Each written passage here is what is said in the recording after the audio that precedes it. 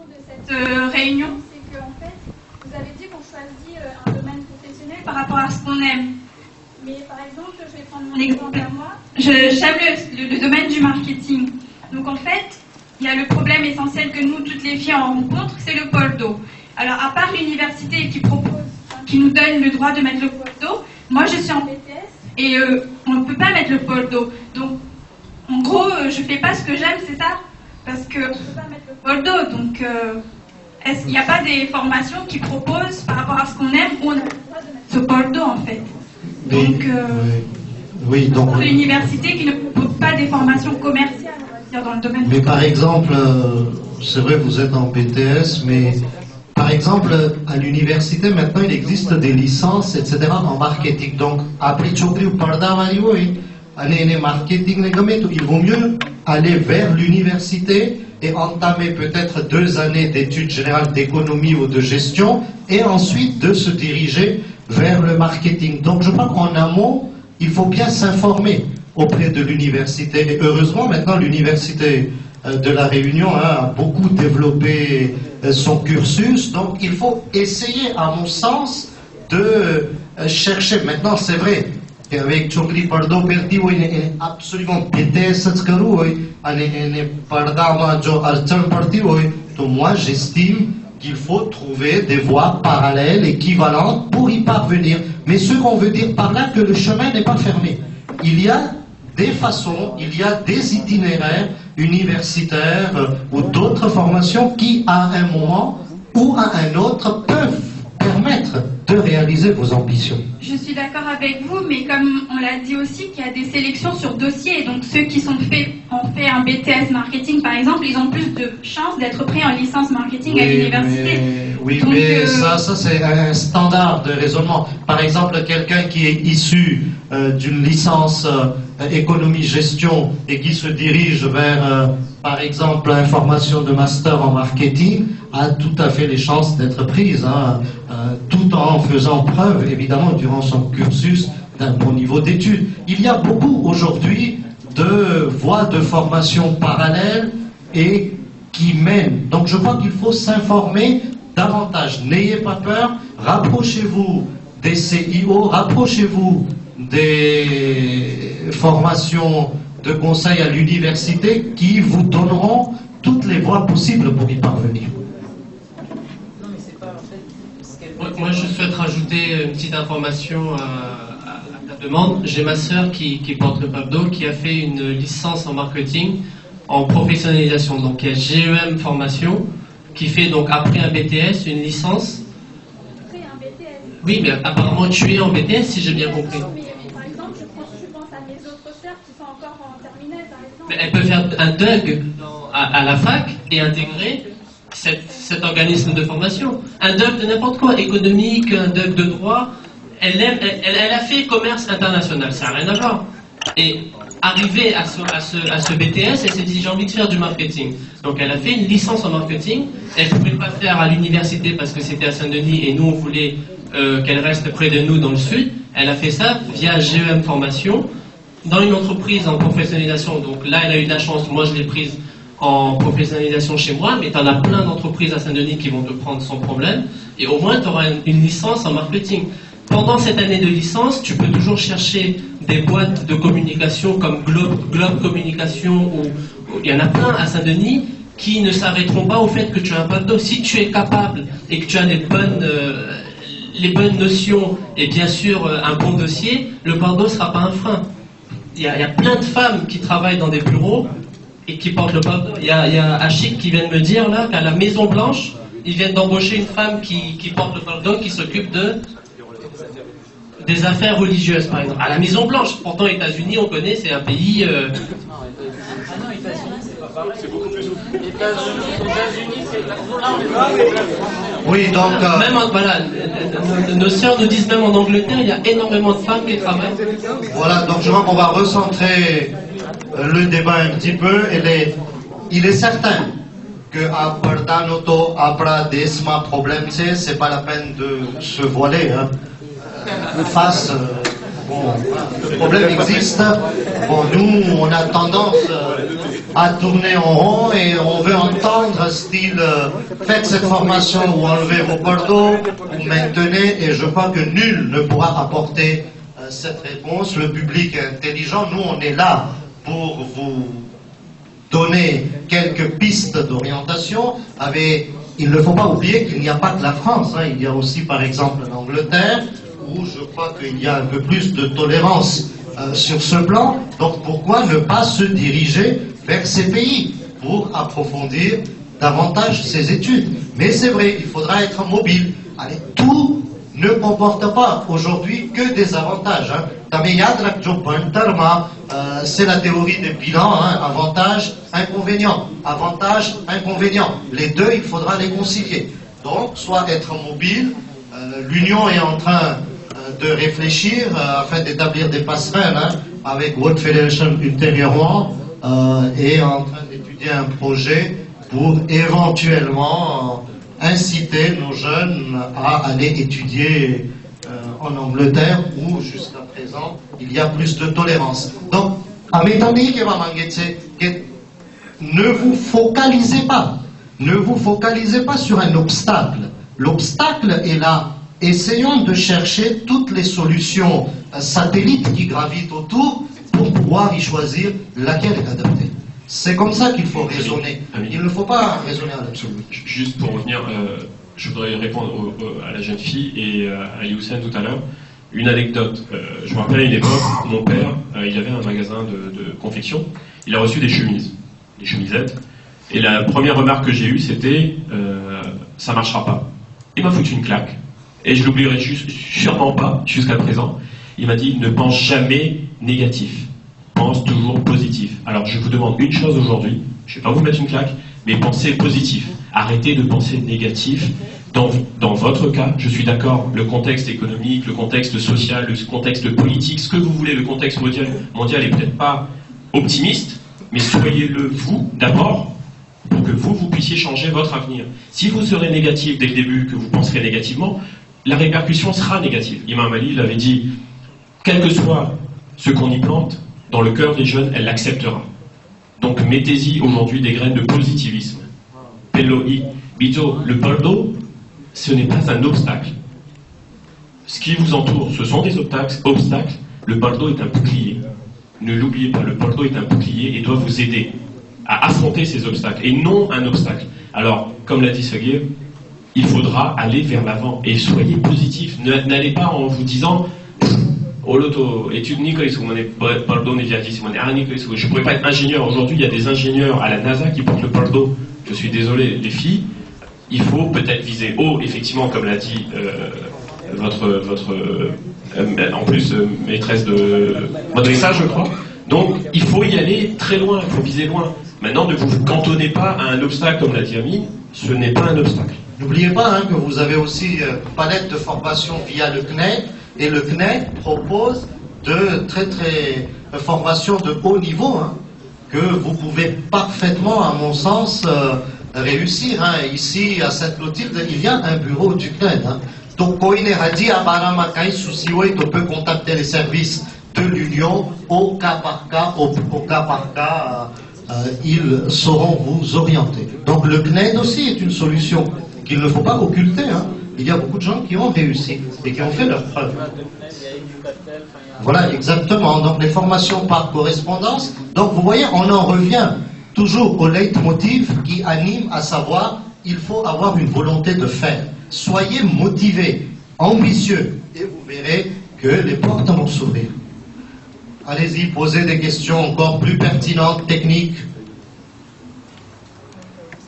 Les pharmaciens sont prêts à accepter en Pardo, en alternance. Donc, à mon sens, vous pouvez directement, dans ce cas, se rapprocher de ces pharmaciens, hein, qui vous diront tout de suite s'ils sont prêts ou non à y accepter. Si vous voulez un renseignement, lui, comme il a déjà sa pharmacie, il faudrait aller le voir. C'est ce que je dis. Hein. Je crois que ce genre de question est plus face à face avec le recruteur qui vous dira parfaitement. Donc, n'hésitez pas à lui poser directement la question.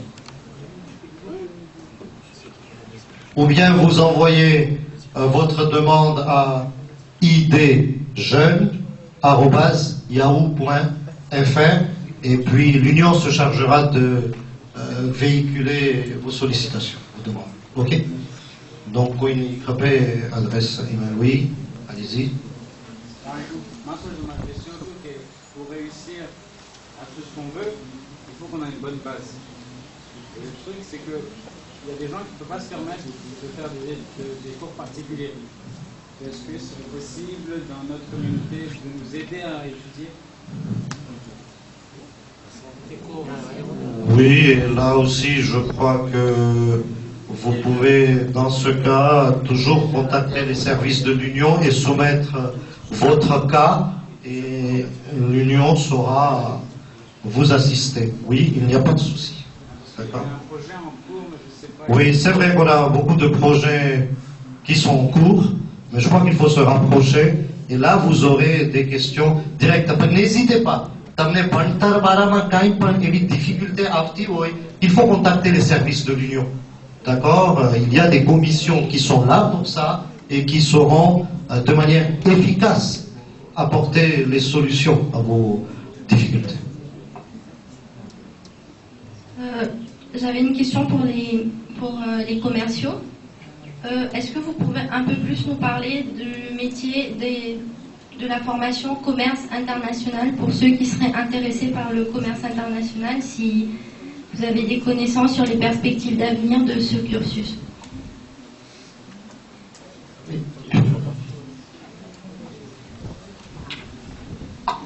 Alors, pour tout ce qui est commerce international, bon, bah, c'est sûr, l'international au jour d'aujourd'hui, c'est un facteur clé de succès, c'est-à-dire on est obligé, avec la mondialisation, de faire face à des commandes extérieures et donc automatiquement fonctionner au commerce international.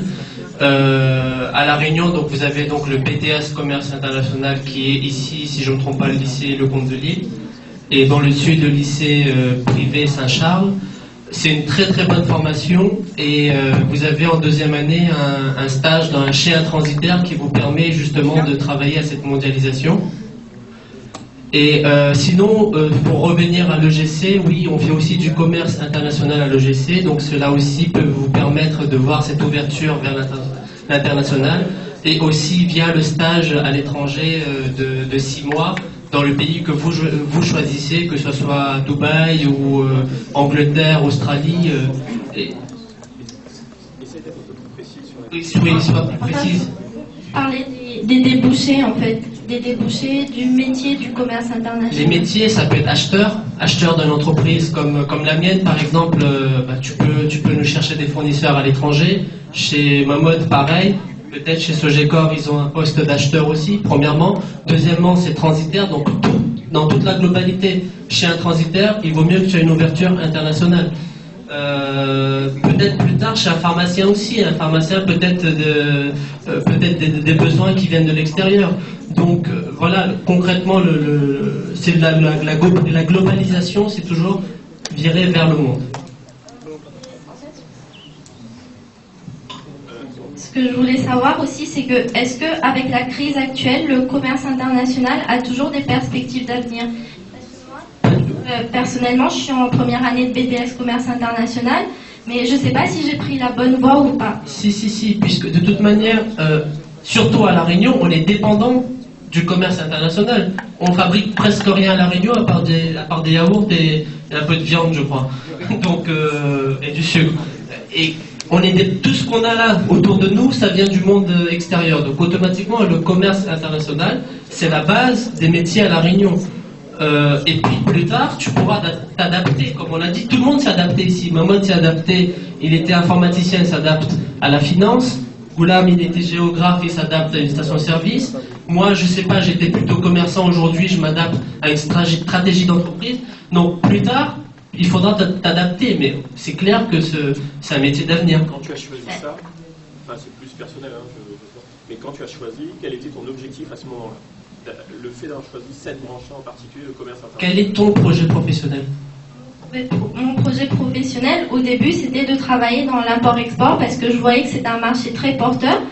Mais maintenant, quand je vois avec la crise, avec tout ce qui se passe, je remarque que le commerce international est de plus en plus saturé. Donc je ne sais pas si j'aurai des chances de trouver un métier dans cette voie. Moi, je crois que la crise, c'est un phénomène, contexte mondial. Et puis, oui, vous êtes en voie d'étude encore. Parce que la crise, c'est un phénomène qui est cyclique. La crise sera à un moment donné suivie de la reprise. D'accord? Peut-être en sortant du BTS commerce international par rapport à avant, tu auras peut-être un peu plus d'efforts à faire pour trouver un emploi, mais intégrer une entreprise, et les entreprises sont demanderesses de ces formations. Donc, je ne pense pas que ça soit véritablement très grave incidence. Est-ce que tu as choisi ne compromettra pas. Est-ce que tu as choisi un stage déjà? Oui, j'ai un stage à faire à l'étranger. Je vais partir le 1er jour. Voilà, donc, Sans être indiscret, ça va être où? En Angleterre. En Angleterre. Machin. il On faut peut demander mieux. Enfin, je pense que, bon, comme il dit, la crise, c'est cyclique. C'est comme nos sautes d'humeur. Un coup, on est au top, un coup, on est au plus bas de notre forme. Maintenant, ne vous focalisez pas là-dessus. C'est peut-être passager, et je pense que c'est passager. On a déjà senti cette crise dans les années 76, mais c'était avec la chute du baril du pétrole. Aujourd'hui, n'en faites pas un argument de vente. Aujourd'hui, si tu fais commerce international, au contraire, ce phénomène de crise devrait t'aider. Tu devrais faire encore une fois de plus de cet obstacle un tremplin pour ton avenir. À savoir, je sais pas, aujourd'hui, le dollar a baissé, l'euro s'en prend plein la figure, on n'arrive pas à acheter du matériel de l'Europe parce que les coûts d'approche sont trop élevés. Tu vas chercher, toi, d'autres fournisseurs sur la Chine, je prends le cas de Mohamed, ou même ici, Only, mais Moustapha n'est pas là, l'ex-président. Tout leur matériel a été venu de Chine lorsqu'ils ont installé Only à La Réunion, les bornes des GSM. Tu es obligé d'aller acheter toujours vers le moins cher ou vers la meilleure qualité, et ça sera ça. Aujourd'hui, le phénomène de crise devra te permettre, toi, de te focaliser sur d'autres projets, si tu veux. Donc, ne soyez pas affectés par la crise. La crise frappe plutôt les les gros investisseurs qui sont plus préoccupés. Ceux qui étudier, parce qu'à la sortie de la crise, il faudra bien redémarrer et on aura besoin. D'accord? D'autres questions? Oui, allez-y. Alors notamment, moi je m'intéressais aux études de géographie. Alors je suis en 2e année de classe préparatoire lettres et j'ai un enseignement pluridisciplinaire, donc l'histoire, la philosophie, les lettres, etc. Et il y a vraiment une matière qui sort du lot, c'est la géographie. Enfin, comme vous l'avez dit, une matière très globale et à la fois très globalisante, très opérationnelle, contrairement aux autres matières qui sont très abstraites. Là on a vraiment du concret. Et moi, je m'intéressais à la géographie de la santé, notamment les écrits de Pitcherald, de Ligneron, de Maxor, que vous connaissez sans doute, m'ont énormément intéressée. Et j'aimerais savoir quelles sont les ouvertures après des études de géographie. Est-ce qu'à La Réunion, ce secteur est demandé? Et comment se passent les études, par exemple, à la fac à la fin du M2? Qu'est-ce qui se passe? Est-ce qu'on a un stage? Est-ce qu'on est... je ne sais pas du tout comment ça se passe et j'aimerais bien avoir des informations. Au jour d'aujourd'hui, déjà, je suis content au moins qu'il y ait quelqu'un qui prenne la relève. Ça se voit que tu es une passionnée parce que les bouquins que tu cites sont quand même assez pointus sur ce domaine bien précis. Maintenant, ce qui t'intéresse, c'est la géographie humaine. Plus que la géographie de la santé, c'est un domaine, une branche de la géographie. Tu as la géographie physique et tu as la géographie humaine. Dans le cadre de la géographie humaine, les premiers pourvoyeurs d'emploi seront les collectivités. Ce que je te conseille, et retiens-le, c'est de passer un concours. C'est le concours auquel que je m'étais destiné, à savoir être ingénieur subdivisionnaire des collectivités territoriales. C'est un niveau, catégorie A de la fonction publique, bref. C'est les collectivités territoriales qui sont les premières preneurs. Après, tu as les agences d'urbanisme. Il n'y en a pas beaucoup à La Réunion, parce que ça remonte. Mais aujourd'hui, les collectivités de mairie, les civis, celles qui se regroupent, les mairies qui se regroupent sur des domaines bien précis, sur l'aménagement du territoire, c'est la CRS par exemple, la CINOR, etc. Ce genre d'organisme peut éventuellement faire partie de ton cursus à la fin de ton cursus. Mais ce que je disais, et Nazir l'avait bien souligné au téléphone, c'est que la géographie, comme je t'ai dit, est très globale, mais te permet à n'importe quel moment de te focaliser sur tel ou tel sujet. Et à La Réunion, les sujets sont énormes, surtout dans ce domaine-là, dans le domaine de la santé, avec la mise en place du CHU, ça ne s'est pas fait au hasard. Si Saint-Pierre aujourd'hui prend de l'essor, ça ne s'est pas fait au hasard. Il y a des gens qui ont pensé, c'est des gens comme toi qui ont fait des études dans ce domaine bien précis, qui se sont dit il y a un bassin démographique là, il y a les hauts, il y a les bas à La Réunion, il y a la montagne, il y a au niveau économique. Je pense que vise essentiellement les collectivités territoriales dans ton domaine ou une agence d'urbanisme spécialisée sur des demandes concernant la démographie. Et l'OMS, c'est pas possible? L'OMS? Oui.